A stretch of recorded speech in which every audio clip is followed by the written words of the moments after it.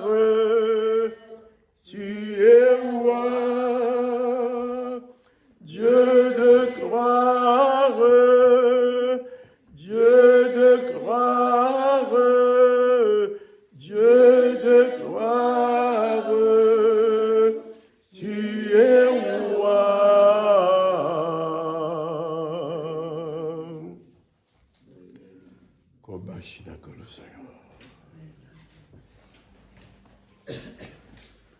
Adorons Dieu le Père, adorons. Adorons Dieu le Père, adorons. Il est grand dans sa puissance, merveilleux dans son amour. Que son nom soit loué pour toujours. Adorons, adorons Dieu le Père, adorons. Adorons Dieu le Père, adorons. Il est grand dans sa puissance, merveilleux dans son amour. Que son nom soit loué pour toujours. Il est grand dans sa puissance, merveilleux dans son amour. Que son nom soit loué pour toujours. Adorons Dieu le Père, adorons. Adorons Dieu le Père, adorons. Il est grand dans sa puissance, merveilleux dans son amour. Que son nom soit loué pour tout. Oui, Père, nous voulons glorifier ton nom et nous voulons aussi que ta parole soit créatrice dans nos vies. Que ta parole puisse produire dans nos vies, Seigneur, ta volonté, comme nous avons chanté tout à l'heure, que nous puissions accéder à ta nature, que nous puissions avoir des cœurs semblables aux tiens, des pensées semblables aux tiennes, que nous pouvons avoir aussi des actes semblables aux tiens. Notre but est de te ressembler, mais pour cela, il nous faut absolument nous attacher fortement à toi, et que nous puissions te donner l'exclusivité de la direction de nos vies. Merci de nous conduire ce matin dans la lecture de ta parole, dans le nom du Seigneur Jésus-Christ. Amen. Je vous invite à lire un texte que nous avons souvent lu. L'un des textes que je vais lire, le pasteur Balou l'a lu déjà, préalablement, c'est bien. Et je vais lire avec vous dans Jean chapitre 14. Jean chapitre 14. Jésus parle de paix. Vous savez, aujourd'hui, dans le monde d'aujourd'hui, parler de paix. Jésus-Christ dit ceci.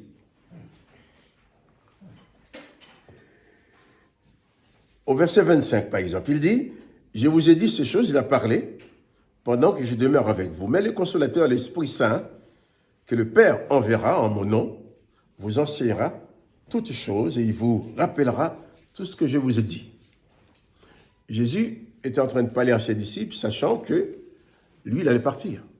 Il n'allait pas rester pour toujours physiquement avec eux. Et Jésus leur dit ceci, au verset 27. « Je vous laisse la paix. Je vous donne ma paix. Je ne vous donne pas comme le monde donne. Que votre cœur ne se trouble point et ne s'alarme point. » Je relis ces paroles de Jésus. « Je vous laisse la paix, je vous donne ma paix.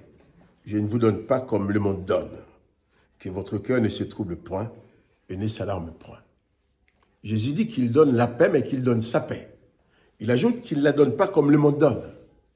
Aujourd'hui, partout, on œuvre pour avoir la paix dans le monde. Mais pour avoir la paix, qu'est-ce qu'ils font? Ils font la guerre. Ils s'arment Ils s'entretuent, ils se massacrent, disant, je vais massacrer tout le monde, comme ça j'aurai la paix après. C'est pour ça que Jésus dit qu'il ne donne pas sa paix comme le monde donne. La paix que nous avons en Jésus-Christ ne réside pas dans l'élimination de l'ennemi. Il réside dans notre capacité à aimer, à pardonner, à manifester les sentiments de Jésus-Christ. L'apôtre Paul va écrire aux Philippiens en disant, eh bien, ayez en vous les sentiments qui étaient en Jésus-Christ. Et Jésus persiste en disant, je ne vous donne pas comme le monde donne. Je ne vous donne pas comme le monde donne. Et ce que j'ai, en réfléchissant, ce que j'ai remarqué, partout dans tous les pays, dans toutes les zones où les gens font la guerre, ils sont en train de s'entretuer, ils le font tous au nom de leur Dieu. C'est important. En Russie, on voit les grands popes, les grands chefs de l'Église orthodoxe qui va bénir les âmes, prononcer la bénédiction de son Dieu sur les âmes pour aller tuer les Ukrainiens. Je ne fais pas de politique, mais je constate les choses. Pour aller tuer. Et puis, on voit le président qui va envoyer les gens pour massacrer les autres. Il va aller se prosterner devant l'autel, il va être en harmonie avec les chefs religieux. Donc, ils vont prier pour que leur Dieu leur permette de tuer le plus d'ennemis possible. C'est ça, hein? Et si on va au Moyen-Orient, n'en parlons pas. On a les deux enfants d'Abraham. Ismaël, qui est le père des Arabes, le grand-père des Arabes, et Isaac, qui est le père des Juifs.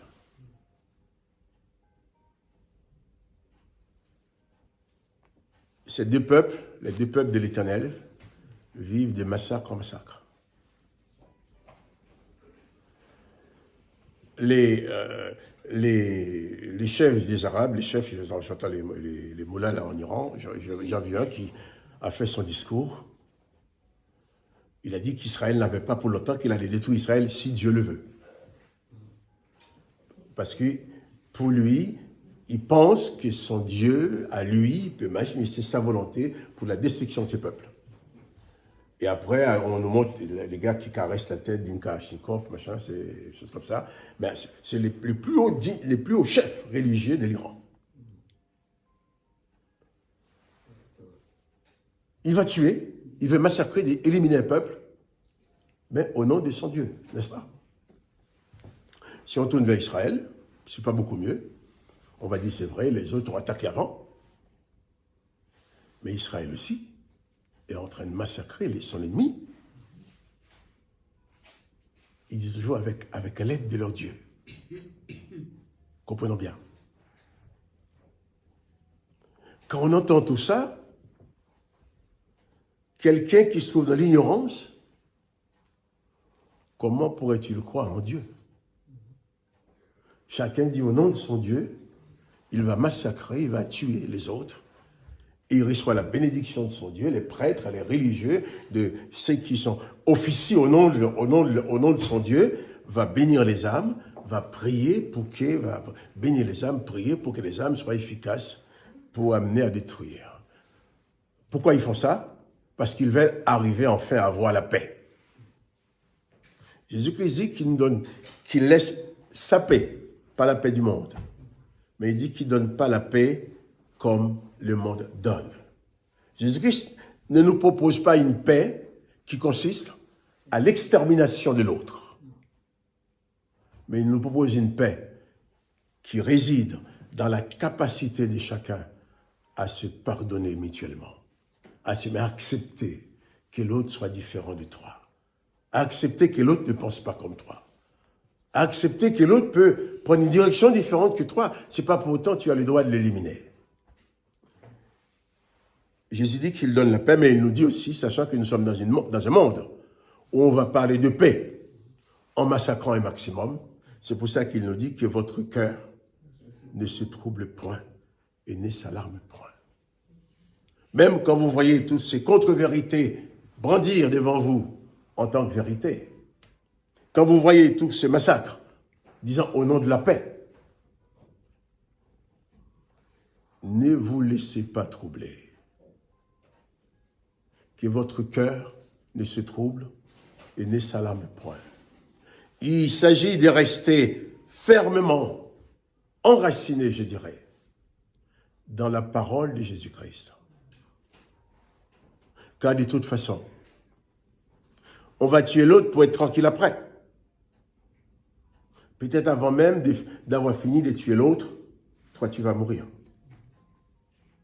Tu vas tuer l'autre, tu vas dire, je suis débarrassé de lui, je suis tranquille. Quelques jours, quelques ans après, qu'est-ce qui se passe? Tu vas mourir. Nous ne sommes pas éternellement sur cette terre. Nous sommes de passage. Ce qui devrait nous permettre de respecter le temps qui va finir par nous user, de respecter les autres qui sont à côté de nous, sachant que nous subirons tous les mêmes sorts. Sauf Jésus-Christ seulement a dit que celui qui croit en lui a la vie éternelle. Et moi je dis que tous ces dieux-là à qui on adresse des prières en vue de la destruction de l'autre, ce n'est pas le Dieu de Jésus-Christ. Je ne sais pas, réfléchissons bien. Ce n'était pas de ces dieux-là que Jésus-Christ nous a parlé. Bien sûr, on va nous dire, mais monsieur, vous racontez des bêtises. De toute façon, il y a un seul Dieu. Il y a un seul Dieu. Il est écrit dans le livre des Actes des Apôtres qu'il n'y a sous les ciels aucun autre nom. Aucun autre nom qui a été donné par lesquels nous pouvons être sauvés. Actes des Apôtres, chapitre 4, verset 12. C'est l'apôtre Pierre qui parle après la Pentecôte. Il dit, « Il n'y a de salut en aucun autre, car il n'y a sous les ciels aucun autre nom qui a été donné parmi les hommes par lequel nous devions être sauvés. » Il dit, lorsqu'il vit l'assurance de Pierre et Jean, il fut étonné sachant que c'étaient des hommes du peuple sans instruction. Et il les reconnut pour avoir été avec Jésus. Voilà. Des hommes du peuple sans instruction, avec l'esprit de Jésus-Christ en lui, peut faire éclater, faire retentir la vérité au milieu de tous les mensonges qui existent. Je suis sûr qu'on ne va pas vous inviter. Est-ce qu'il y a un de vous là qu'on a déjà invité à la télé pour parler par rapport à la guerre, choses comme ça? On ne va pas vous appeler, on ne va pas m'appeler. Nous sommes que des illustres inconnus. Mais on va appeler tel philosophe, tel grand monsieur, tel machin, tel... Oui, c'est vrai. Mais ils ont reconnu que Pierre et Jean ne faisaient pas partie de l'élite du peuple. Ce n'étaient pas des rabbins, des érudits. Mais ils ont seulement reconnu qu'ils étaient avec Jésus. C'était la seule qualité qui leur permettait de proclamer de telles vérités. Il n'y a qu'un seul nom qui a été donné, c'est celui de Jésus par lequel nous devons être sauvés. Donc, l'important pour nous, ce n'est pas le grand savoir que le monde peut nous apporter, mais c'est la présence de Jésus-Christ dans nos vies. La présence de Jésus-Christ dans ta vie est pour toi gage de la vie éternelle, gage de l'éternité, gage du salut, qui fait que si toi tu as été sauvé par grâce, tu n'as pas le droit d'éliminer les autres. Et je disais tout à l'heure, chacun de ces peuples qui tue, on va, tous les autres peuples qui vont taper sur Israël, ils tapent sur Israël au nom de leur Dieu. Quand j'ai vu à la télé, quand il y avait les bombes de l'Iran qui allaient sur Israël, à Gaza, il y avait des gens qui criaient « Dieu est grand, Dieu est grand ». Mais de quel Dieu il s'agit? Qu'on ne vienne pas me dire que c'est le Dieu de Jésus-Christ. Qu'on ne vienne pas me dire que c'est le Dieu et Père de Jésus-Christ, c'est lui qui a donné son Fils pour les hommes. Qu'on ne vienne pas me dire que c'est le même. Si ça avait été le même, ça ne vaudrait pas le coup de croire en lui. Un Dieu qui va m'envoyer massacrer les autres. On nous dit oui, de toute façon, il y a un seul Dieu. Mais je vais vous lire un texte. Dans 1 Corinthiens chapitre 8, de l'apôtre Paul. L'apôtre Paul, qui est un ancien rabbin, un ancien pharisien. Paul écrit ceci. 1 Corinthiens 8, verset 5. Car s'il est des êtres qui sont appelés Dieu, soit dans le ciel, soit sur la terre. Vous avez trouvé ça, non? S'il est des êtres qui sont appelés Dieu, soit dans les ciels, soit sur la terre, comme il existe réellement plusieurs dieux, plusieurs seigneurs. On dit qu'il n'y a qu'un seul Dieu qui dit à l'un, il faut massacrer, l'autre, il faut aimer, à l'un, il faut tuer, l'autre, il ne faut pas tuer. Mais non, Paul, c'est écrit, hein? C'est dans votre Bible pareil, hein? S'il est des êtres qui sont appelés Dieu, dans le ciel, soit dans les ciels, soit sur la terre, comme il existe réellement plusieurs dieux et plusieurs seigneurs.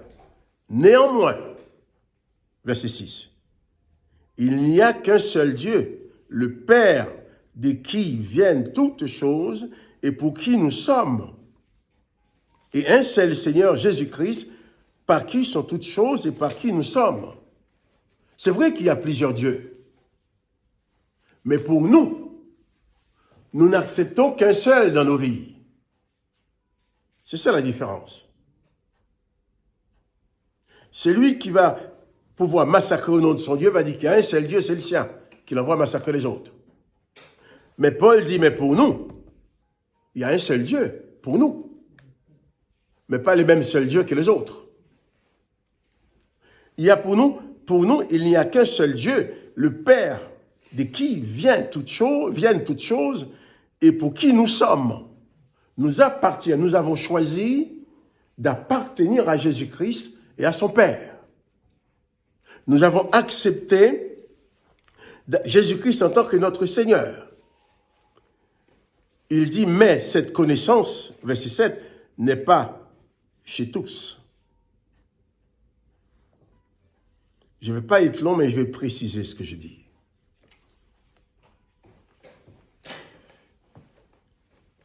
L'apôtre Paul dit bien, il écrit bien, qu'il y a réellement plusieurs dieux et plusieurs seigneurs.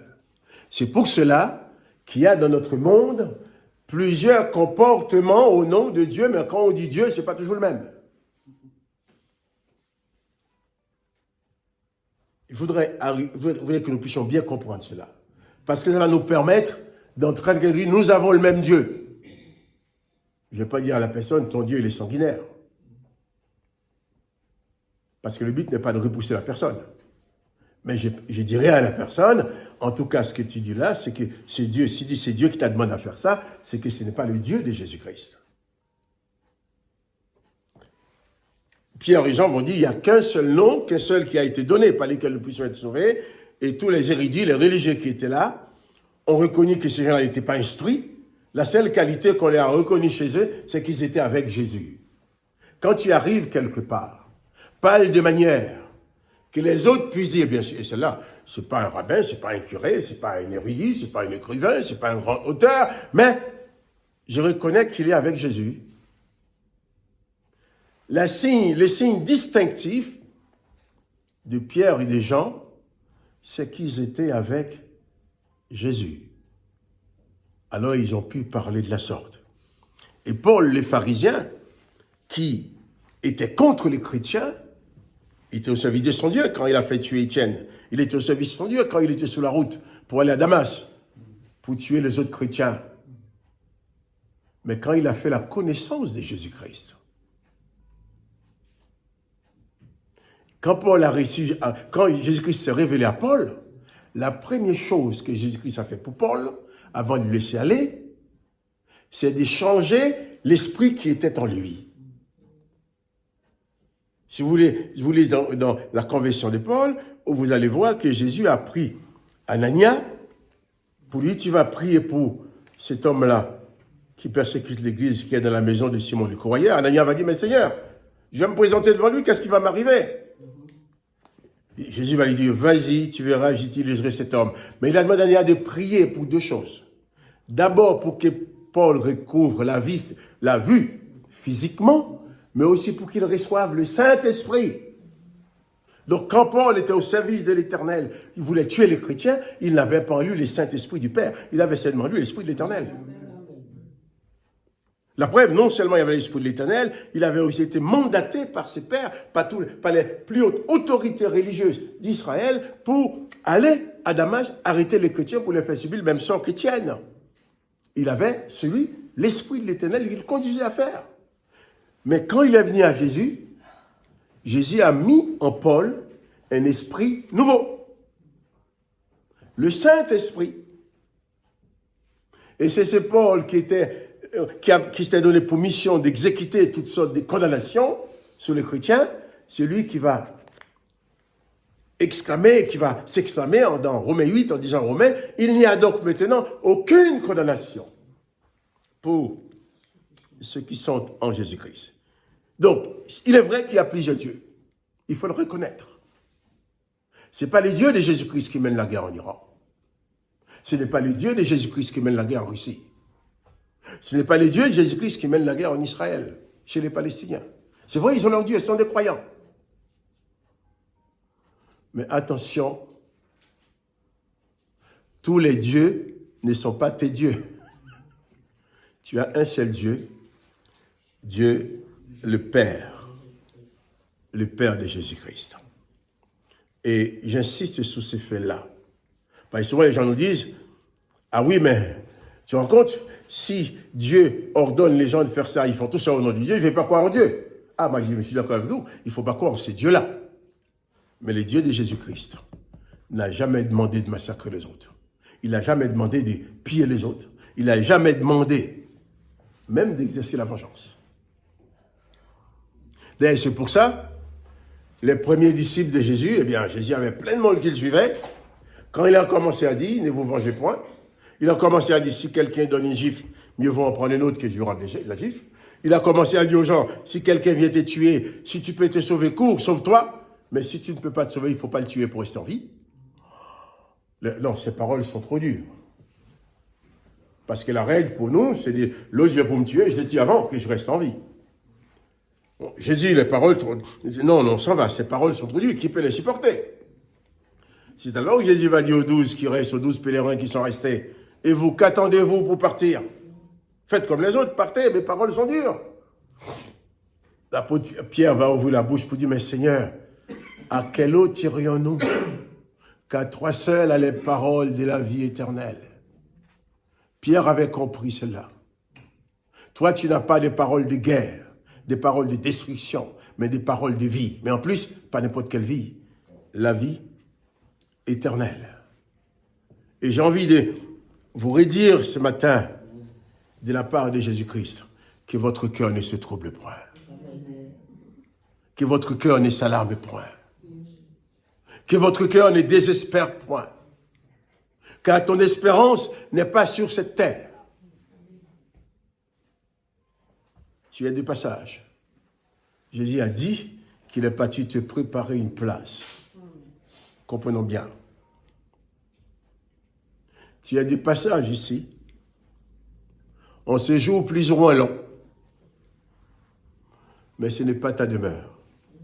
Ta demeure est auprès de Jésus-Christ. C'est pour cela, Jésus t'invite à croire en lui, à croire au Père, que ton cœur ne se trouble, ne s'alarme point.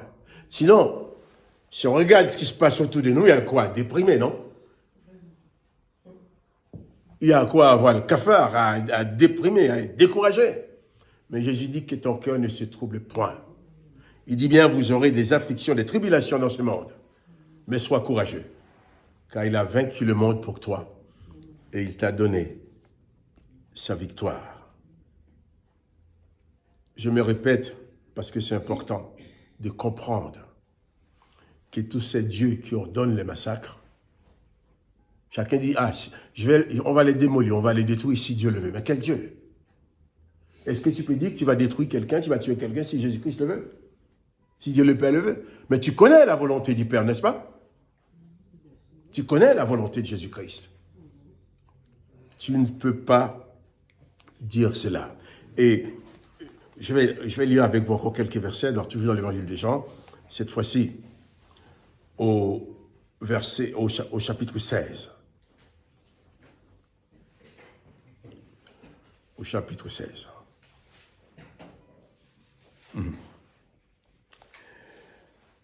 Jean chapitre 16. Jésus qui parlait avec ses disciples de son départ, sachant qu'il va partir.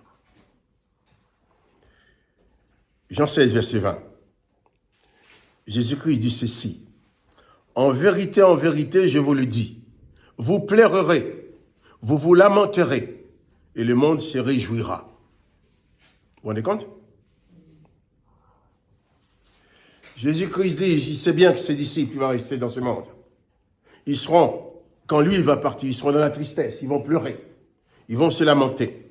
Et le monde se réjouit. C'est ce qui s'est passé devant la croix.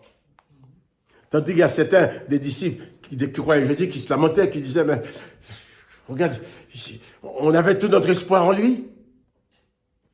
Il y a les autres qui se frottaient les mains, on l'a eu. Sauf, en les voyant mourir, ils ont compris que ce n'était pas n'importe quel homme qu'on a tué comme un criminel. Même le centenier qui a mis en exécution la crucifixion a dû dire, cet homme-là était certainement fils de Dieu. Ils ont découvert un Dieu qu'ils ne connaissaient pas. Jésus parle à ses disciples. Il leur dit bien. Il leur dit bien. Je vous le dis. En vérité, en vérité. Quand il dit en vérité, c'est-à-dire qu'il va dire quelque chose de très important, absolu, que personne ne pourra bouger. Je vous l'ai dit, vous pleurerez, vous vous lamenterez, et le monde se réjouira. Vous serez dans la tristesse. Mais il ajoute, votre tristesse se changera en joie. Et cette joie, comme Jésus l'a dit pour la paix, il pourrait dire, je vous donne la joie, il vous donne ma joie. Jésus va prendre l'exemple, verset 21, la femme, lorsqu'elle enfante, éprouve de la tristesse parce que son heure est venue, mais lorsqu'elle a donné le jour à l'enfant, elle ne se souvient plus de la souffrance à cause de la joie qu'elle a de ce qu'un homme est né dans le monde. Et Jésus ajoute, vous donc aussi, vous êtes maintenant dans la tristesse, mais je vous reverrai, et votre cœur se réjouira, et nul ne vous ravira votre joie. Et je m'arrête là. La paix et la joie que tu reçois en Jésus-Christ. La paix et la joie que te procure la présence de Jésus-Christ, la présence de l'Esprit de Jésus-Christ dans ta vie. Nul ne pourra te ravir cette joie-là. C'est la paix de Jésus-Christ. Et j'ai dit ces choses pour bien nous mettre en garde. Parce que quand tu parles de Dieu, il y a des gens qui vont te dire facilement, mais tu parles de Dieu, tu vois tout ce que Dieu fait avec ces gens.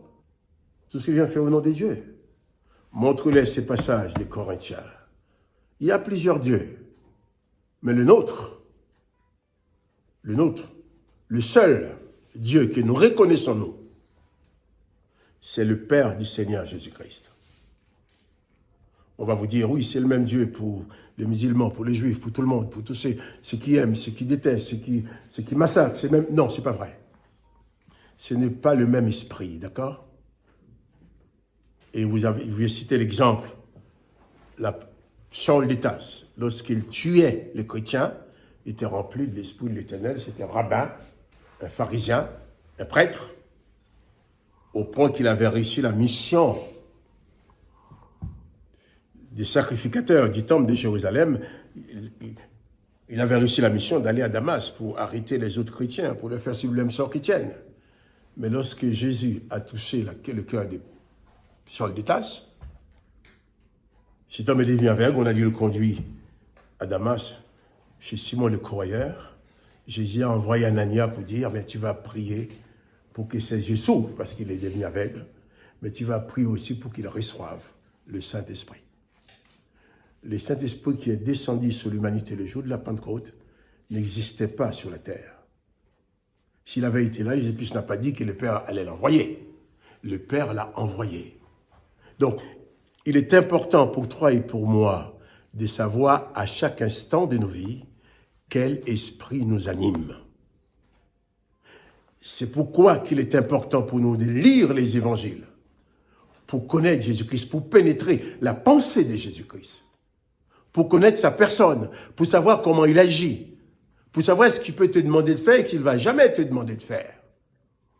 En sorte que tu vas faire telle ou telle chose, qu'il peut dire non, je ne le ferai pas parce que moi je suis chrétien, je suis disciple de Jésus-Christ. Jésus-Christ ne me demandera pas de faire cela. Et quand les gens te disent, eh bien voilà, tu crois en Dieu, voilà, si y a un Dieu, pourquoi ça? Oui, mais attention. C'est vrai, il est plus simple de dire qu'il y a un seul Dieu, afin de réunir l'humanité, tous dans une même ratatouille pour dire, bon, on est tous pareils. Mais là, moi, je viens de lire devant vous. Paul, c'est pas un rigolo. C'est quelqu'un qui savait ce qu'il disait. Il y a plusieurs dieux, mais pour nous, il y a un seul. Nous avons choisi un seul. J'ai choisi un seul Dieu, le Père du Seigneur Jésus-Christ. Si j'ai choisi un seul, c'est parce qu'il n'est pas le seul, il y en a d'autres. Donc, soyons, j'allais dire, logiques dans notre foi, sachant que nous ne pouvons pas invoquer en même temps les dieux d'Ismaël, les dieux des bouddhistes, ou les dieux tel machin, les dieux de tel peuple, tel machin, et dire c'est mon Dieu. Non. Jésus a dit ceci, qu'il faut adresser nos prières au Père. Il dit, ce que vous demanderez au Père en mon nom, il vous le donnera. Mais Jésus-Christ, dans toute sa vie, quand il parle de Dieu, il n'avait jamais prononcé un autre nom que celui du Père. Dieu le Père. Qui fait quand tu pries à quelqu'un, je me rappelle, c'était où ça? Kitambo à Kinshasa. Je suis arrivé chez une sœur qui m'a dit, pasteur, je vais te montrer quelque chose. J'ai reçu un tableau là, c'est merveilleux. Il y a plus qu'une centaine de noms de Dieu. Une centaine de noms. Quand il me dit, quand elle prie, elle peut rajouter tous ces noms-là. Dieu a plus d'une centaine de noms. Rose de Saron, machin, tout machin. Tous ces dieux-là, quand il prie, il peut adresser un prière à tous ces noms-là. J'ai dit, ma sœur, oui, tu peux t'en réjouir. Mais là, tu vas t'en perdre. Tu n'as plus une centaine de dieux à prier. Et Jésus n'a prié qu'un seul, le Père. Et l'apôtre Paul dit, il n'y en a qu'un seul, le Père. Quel que soit le nom que tu vas invoquer, si ce n'est pas le nom du Père, tu n'as pas besoin de dire au nom de Jésus. Ça ne marchera pas. Parce que Jésus-Christ dit, tu demanderas au Père en mon nom. Il dit, c'est que tu demanderas au Père en mon nom, il te le donnera, je crois. Hein? Vous avez déjà lu ça dans votre Bible, non? Oui. C'est que tu demanderas au Père en mon nom. Il n'a pas dit ce que tu demanderas à Rose et Saron, ce que tu demanderas à l'Éternel les armées, ce que tu as demandé à telle ou telle chose. Il a dit, c'est que tu demanderas au Père en mon nom. Il te les donnera. Hein? Jean 16, verset 23. Hein? Lisons même le verset 22. Vous donc aussi, vous êtes maintenant dans la tristesse, mais je vous reverrai et votre cœur se réjouira et nul ne vous ravira votre joie. En ce jour-là, vous ne m'interrogerez plus sur rien. Parce que tu vas avoir la connaissance de ma personne, la connaissance des choses. Et il dit, en vérité, je vous le dis, c'est que vous demanderez au Père, il vous les donnera en mon nom.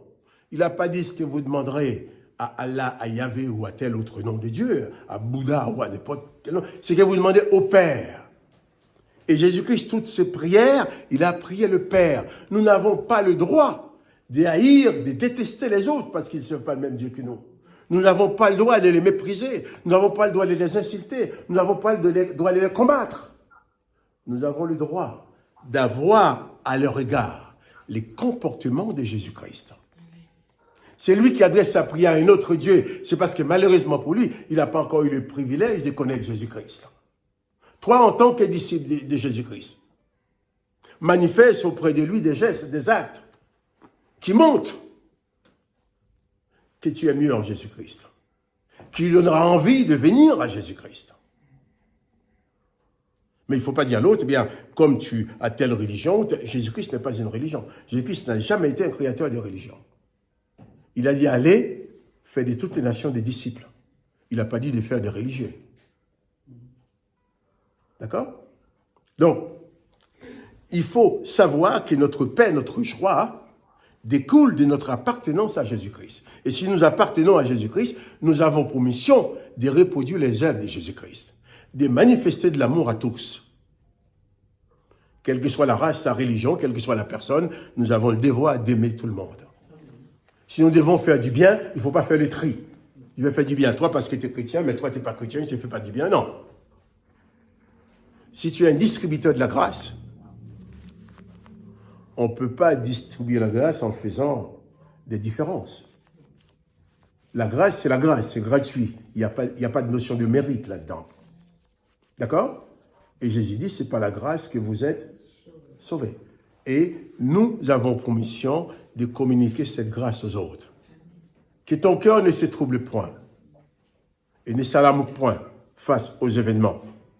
Que ton âme et ton esprit, ton être entier soient fortement et puissamment attachés à la personne de Jésus-Christ, qui est le seul nom que Dieu le Père a envoyé sur la terre pour nous apporter la révélation de sa personne et nous enseigner comment vivre selon sa volonté. Donc, sois sans alarme, sois sans frayeur. Ne déprime pas devant les situations, mais regarde à Jésus-Christ.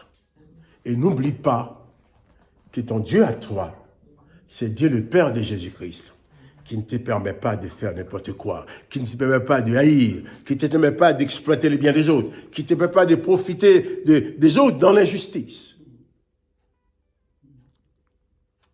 Ton Dieu à toi, il y a plusieurs dieux. Je l'ai lu.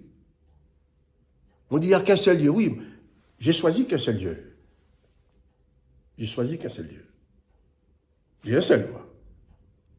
Mais malheureusement, il y a tellement d'esprits qui veulent régner sur le cœur, qui veulent régner sur les gens.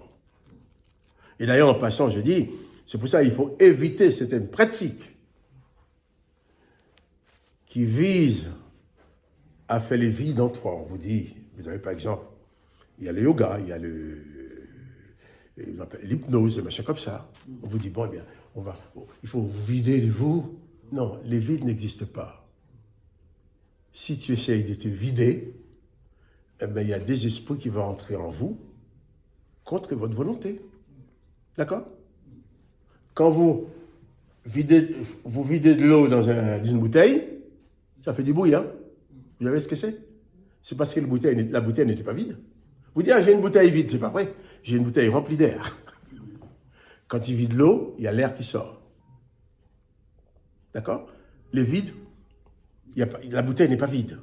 Si toi, tu veux faire des vides en toi, tandis qu'il va faire le vide, il y a autre chose qui va entrer. Et tu peux te trouver possédé, animé, plein d'esprits que tu ne connais pas. Ta paix, ta tranquillité, ton apaisement, tu dois le puiser uniquement dans ta communion avec Jésus-Christ. Et que tu sois toujours rempli de Jésus-Christ, rempli de sa présence. Que le nom de Jésus-Christ soit glorifié. Et que chacun de nous prenne conscience que Jésus-Christ ne nous conduira jamais à détruire les autres. C'est le seul nom par lequel nous sommes sauvés, qui est notre Seigneur. Nous devons être animés de ces sentiments.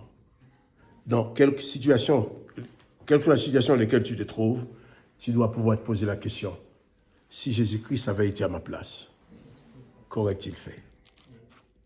Et comme tu lis les évangiles, tu connais le comportement de Jésus-Christ, tu vas trouver la réponse. Et ce que je vous dis là, c'est la clé même de la perfection. On dit nul n'est parfait, nul n'est parfait. Mais si je m'applique à suivre les enseignements de Jésus-Christ, comme il les donne, même si nul n'est parfait, mais je pourrais poser des actes qui sont parfaits. Comprenons bien. Je resterai faillible en tant qu'humain si je me détourne de la pensée de Jésus-Christ. Mais autant que je suis dans la pensée de Jésus-Christ, je pourrai toujours agir dans la perfection. Père, nous bénissons ton nom d'avoir bien voulu te révéler à nous. Et merci pour ta parole que je te demande de bien vouloir appliquer à chacune de nos âmes, chacun de nos cœurs, chacune de nos vies, que nous puissions te ressembler. Afin que chacune de nos vies puisse refléter ta gloire et que quand nous regardons vivre, les autres puissent avoir envie de devenir comme nous, tes disciples. Merci de nous accorder cette faveur. Dans le nom du Seigneur Jésus-Christ. Amen. Amen. Je viens à ton autel, offrande volontaire, librement je veux servir mon roi.